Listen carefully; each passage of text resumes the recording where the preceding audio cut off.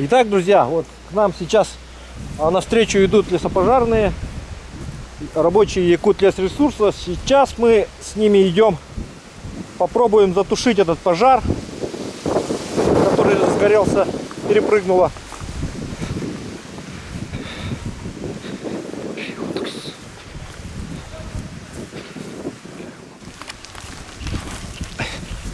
Так, сейчас мы с Аялом идем посмотреть полосу, где в каких местах проскочил. А ребята пока остались вот этот участок обрабатывать, который мы только что на наших глазах проскочил. Так, вот Николая зеркало отвалилось, мы тут в торопях покидали место. Вот. Пойдемте посмотрим. Сейчас вот на наших глазах прямо здесь вот все это действие происходило. Было довольно жутко сейчас вспоминать. Вот, посмотрите, друзья. Вот на таких маленьких участках, вот, где выступила вода, можно набирать воду для РЛО. Вот, ребята начинают затушивание пожара. Айсен хотел было пройти, посмотреть по мин-полосе, но он понял, что слишком много дыма, поэтому пока мы эту затею забросили, поэтому ребята работают чисто здесь. Им сейчас нужно забить пожар вот этот любыми средствами.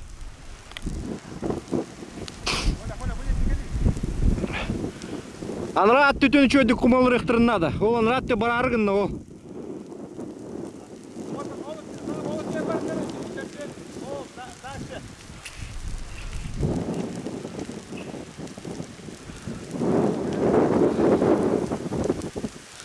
Вот так ребята работают, подвергая себя в своей жизни опасности. Вот этот пень злосчастный, который горел, перекинулся вот через полосу. И он вот, собственно, и стал источником вот этого сгорания.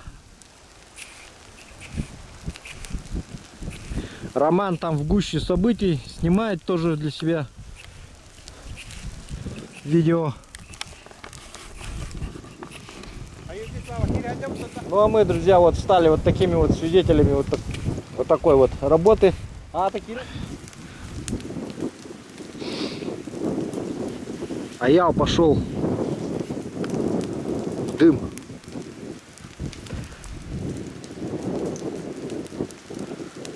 Держится мин-полосы, чтобы посмотреть, где в каких местах проскочил.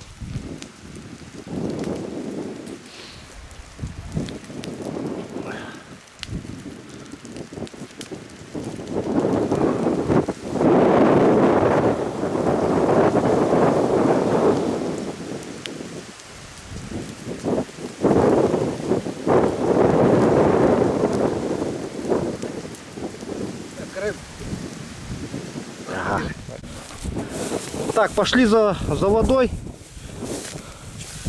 Вот идет сезонный рабочий пожарно-химической станции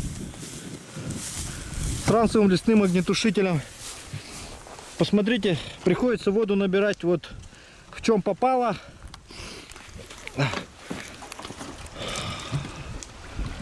Сейчас пай. Эти капагана. Фильтрдан хая, то насос забьется. Фильтром вот так, ага, вот так. Не спеша вот так набирай. Ага. Вот.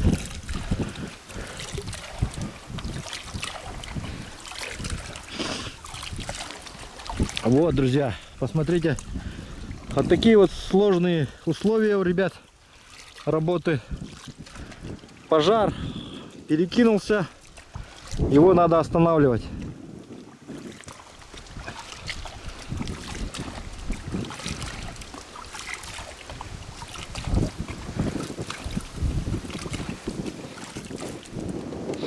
Вон там местами опять верховой хватает. Ну, ребята уже упустили, я считаю, огонь, потому что слишком небольшая группа, поэтому поздно подошли. Все это усложнилось сильным ветром, это не их вина. Поэтому, друзья,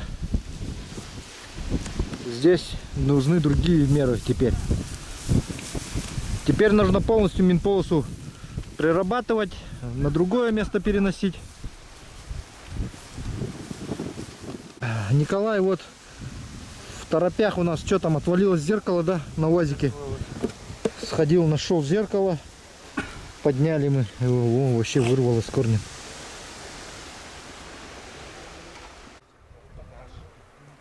Так, а вот там ЧСники стоят, интервью дают. Смотрите, как много разных корреспондентов. Тут собралась машина АЦ. Тут две машины у них стоит на страже. Так, ну если будет верховой, я вам пауэрбанк дала? Дала. Все, заряд на телефоне есть. Снимите, пожалуйста, мне, хорошо? Я понимаю, что я думаю, куда-нибудь поставьте камеры. Там на 4 телефона. Вот их пресс-служба Вот. просит, чтобы засняли верховой. Я жду от вас. Если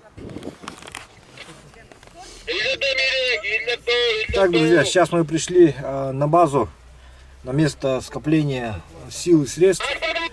И я записал небольшой трек.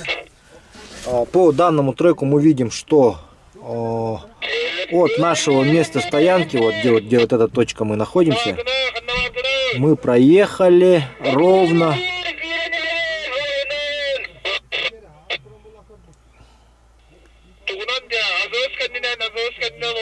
654 метра по прямой. И в этом месте, вот, собственно, у нас вот мы были свидетелями того, что пожар проскочил через кромку.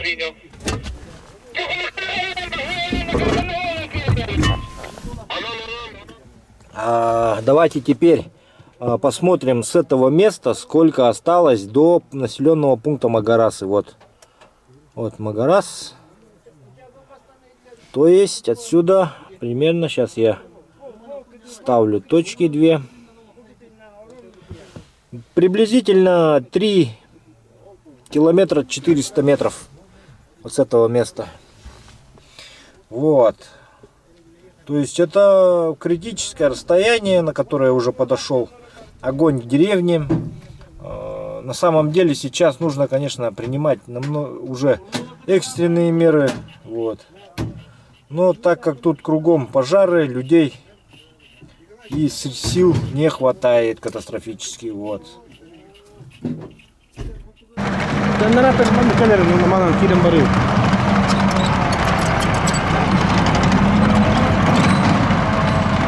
Так раз я лаху тракторист. Ya, раз я лаху тракторист. Так, min барым.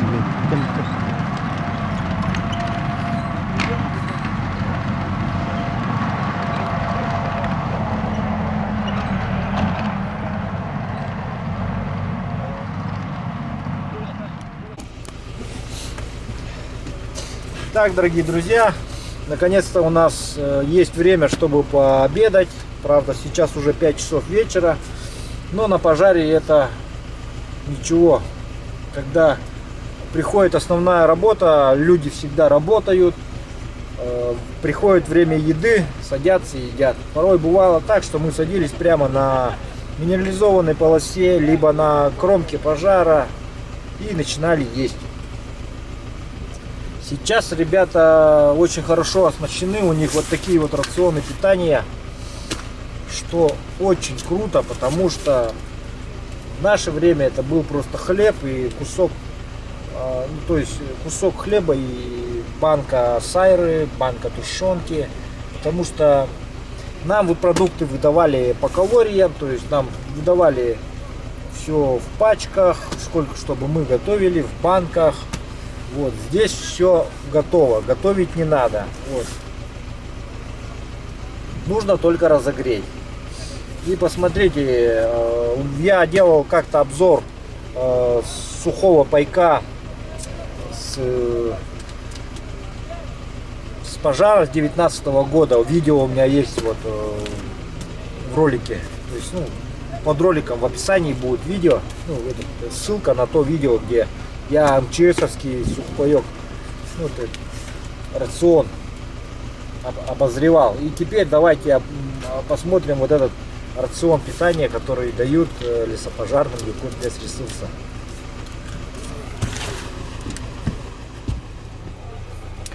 Индивидуальный рацион питания. Что здесь мы имеем? А имеем мы тут галеты армейские, пшеничные муки.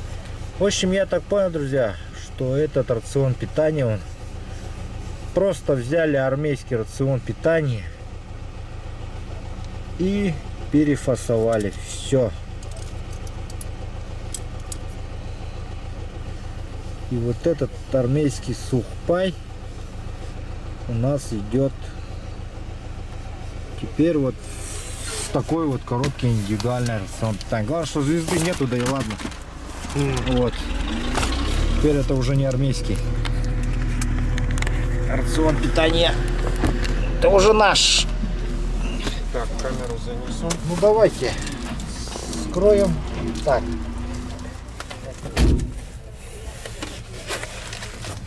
Так, на мое удивление, в этом рационе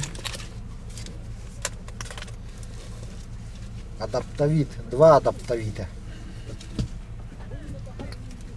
Витамины. Да, 2 витаминных пакета. Называется адаптовит. Салфетки, спички. Так, инструкция по использованию рациона питания. Пищевые продукты входят в состав рациона. Консервы, галеты, сахар, добавляют напитки по вкусу, средства. Ну, это я думаю, все понятно. Вот средства для обеззараживания воды, предназначены для обеззараживания. Так, ну, все понятно, читать не будем.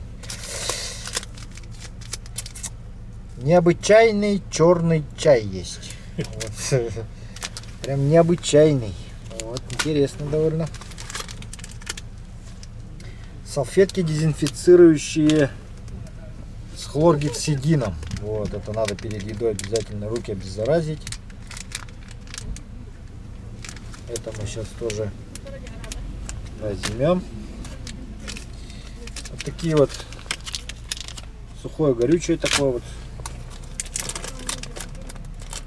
Вот акватап, таблетка для обеззараживания, ложка, офицерский шоколад, повидло, 3 сахара,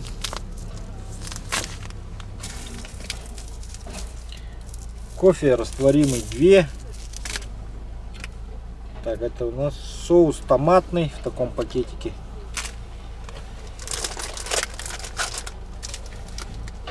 Жвачка Дирол. Салфетка еще одна дезинфицирующая. Это для посуды, видимо, да? Или для рук. Сливки даже есть вот для кофе. Соль и перец. Галет у нас 6. Упаковок галеты. Так, теперь идет каша по-новгородски, рисовая с говядиной. Вот сейчас как раз вот что-нибудь и будем есть данного подобное.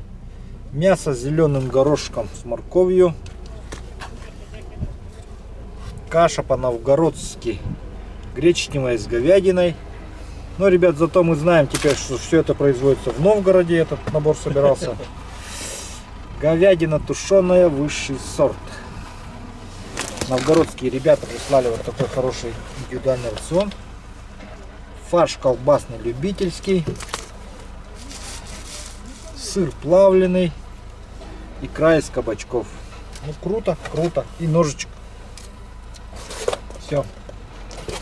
На этом мы закончили обозревать наш ящичек.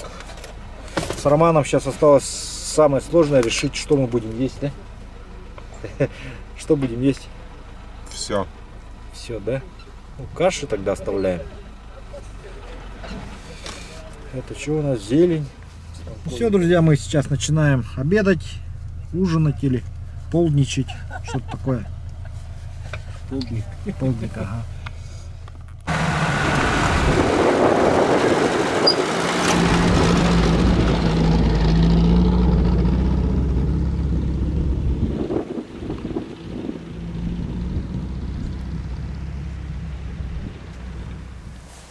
Вот, друзья, посмотрите типичные места готовые для переброса на верховой. То есть вот так выглядит типичное место, где пожар перекидывается на кроны деревьев. Вот молодняк хвойного происхождения. Посмотрите, какой густой молодняк стоит. Но здесь, чтобы подхватиться, нету лиственничных. Вот эти вот есть единичные. Но, друзья, вот этого будет достаточно, чтобы перебросить минполосу в эту сторону. Вот если вот это вот вспыхнет и загорятся хотя бы вот эти два дерева, то вот этого будет достаточно. Хотя тут расстояние, ну, метров 30 перекинуть.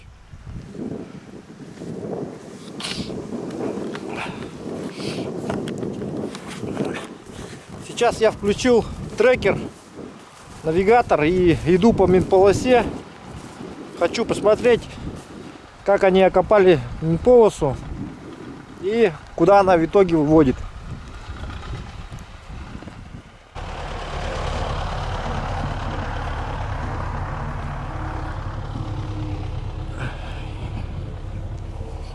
Вот она, минполоса, которая сделана плугом ПКЛ-70.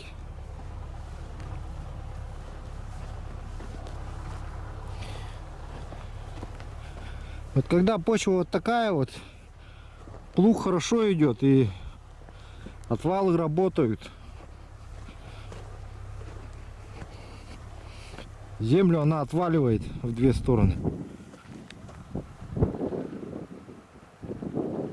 Оу! Посмотрите здесь вот, что творится возле деревни. Чья-то деляна и лежат порубочные остатки. Вот они не убраны. Посмотрите. Ну, в основном это деляна местного населения, походу. Что ходить далеко к бабке-то. И там даже были складированы пиломатериалы в виде дров.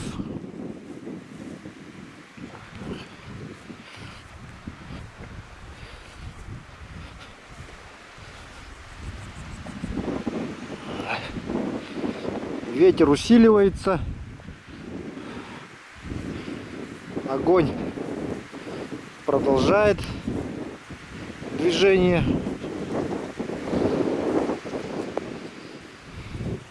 Вот посмотрите, вот они пиломатериалы, дрова складированные стоят прям в лесу. Напомню, пожар у нас идет с той стороны.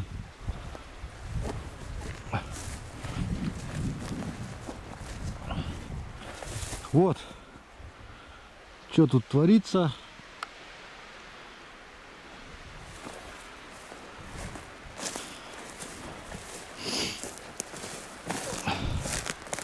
Здесь вот порубочные остатки собраны в куче, но не сожжены.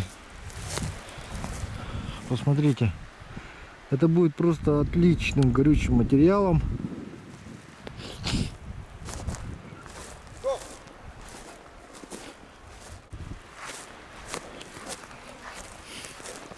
Так, вот здесь вот ребята с этой стороны тушат.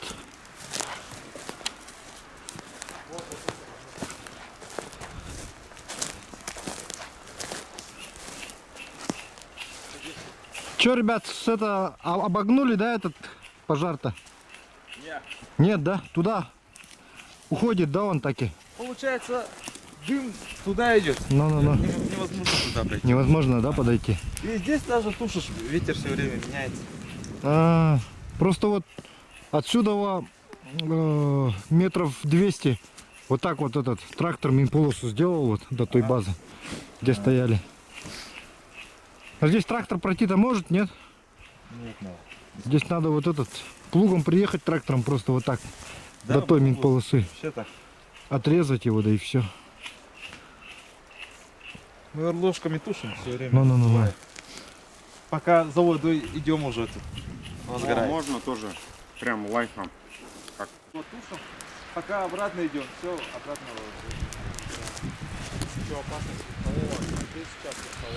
Так, вот посмотрите, ребята вот тушат, пытаются тушить РЛО, но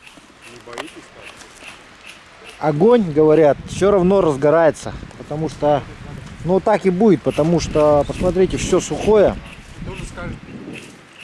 они просто поливают сранцев водой. В таких случаях, конечно, поможет только копка, либо опашка. Посмотрите, вот, все лежит, дымит. Это пустая трата, конечно, воды, но здесь нужна лопата в большей части. Либо все окапывать, либо просто копать трактором минполосу. Другого варианта просто нету. И отжигаться от минполосы. Сейчас ветер подутих.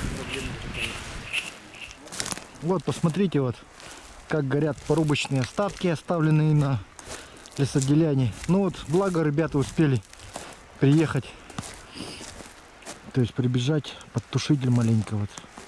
Хоть как-то. Тут буквально вот метров 200 вот так вот пятак вот выскочил. Вот его бы сейчас вот по идее им приехать всей толпой. Просто затоптать, просто кромку пройтись, затоптать. Либо ну, принять какие-то меры, я не знаю. Вот это вот так, конечно, не пойдет. Вот, посмотрите, тут и пиломатериалы, дрова, все это, блин, короче, капец. И вот отсюда, вот по этой минполосе, вот по этой, получается 180 метров. Мы были вот свидетелями, как переброс этот произошел. И вот получается вот между двух минполос, они вот по этой дороге, где мы сейчас вот ездили, еще сейчас окопали. Получается вот просто вот здесь вот треугольник вот так вот отрезать, вот если нарисовать вот такой треугольник вот, его бы сейчас просто окопать и все. И тут можно забыть уже, то есть оставить просто людей на окарауливание. У ребят закончилась вода, воду можно брать, конечно, вон там, но это нужно ходить сквозь огонь. Вот сюда, вон туда нужно ходить. Так, ну вот едет тяжелая артиллерия. Наконец-то показалось. Сейчас покажет этому пожару. Кузькину мать. Как бы сказал Никита Сергеевич, Кузькину мать.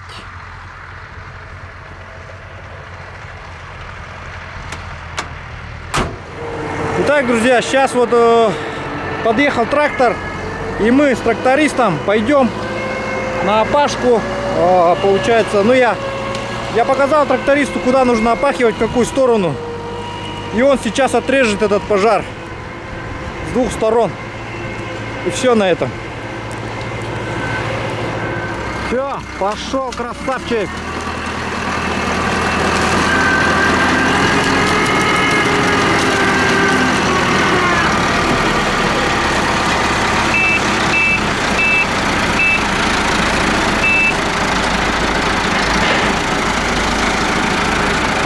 Пошел, красавчик, сейчас пойдет. Мы в тебя верим, давай не подведи.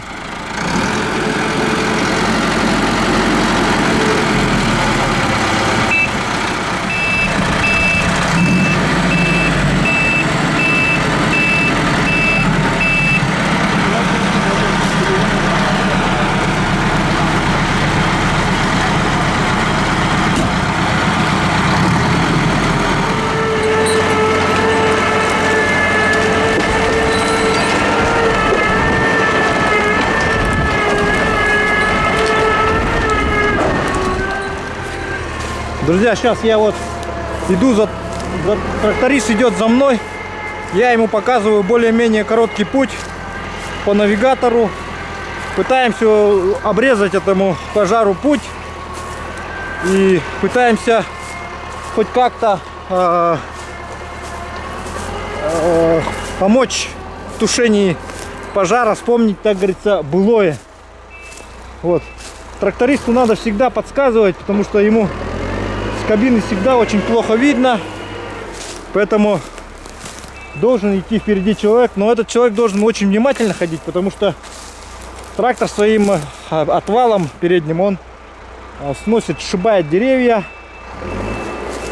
и поэтому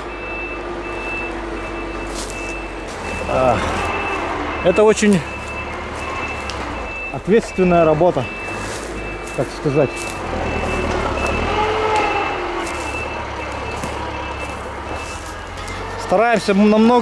Стараемся как можно короче вести, потому что трактору и так сложно. Он сильно очень надрывается. Поэтому технику тоже надо жалеть. И тракториста жалеть, который в нем сидит.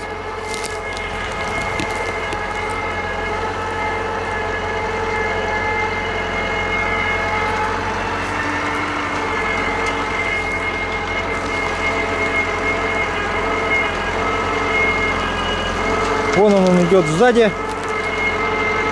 Сейчас вот буквально через несколько метров здесь уже должны выйти на нашу дорогу.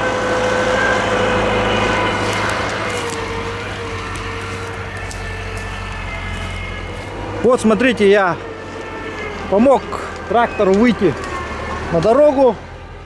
Ну то есть на минполосу, которую он сделал до этого.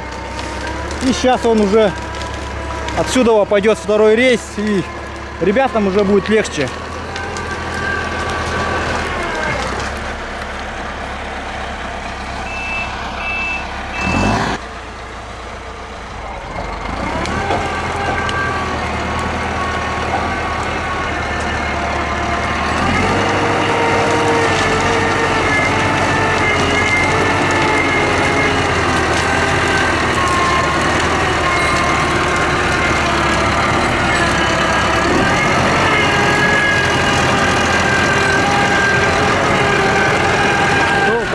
Красавчик. Ставим лайки этому трактористу.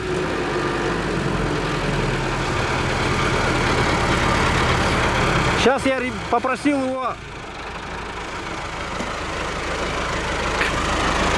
второй раз вернуться. Ого, молодец. Дай 5.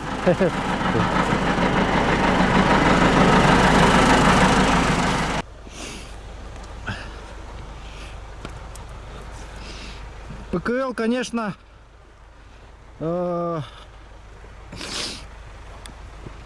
хорошо работает, но вот местами халтурит. Вот этот плуг старый, первого образца, который.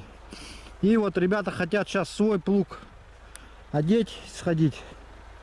Ну, хоть такая минполоса, но все же есть что-то.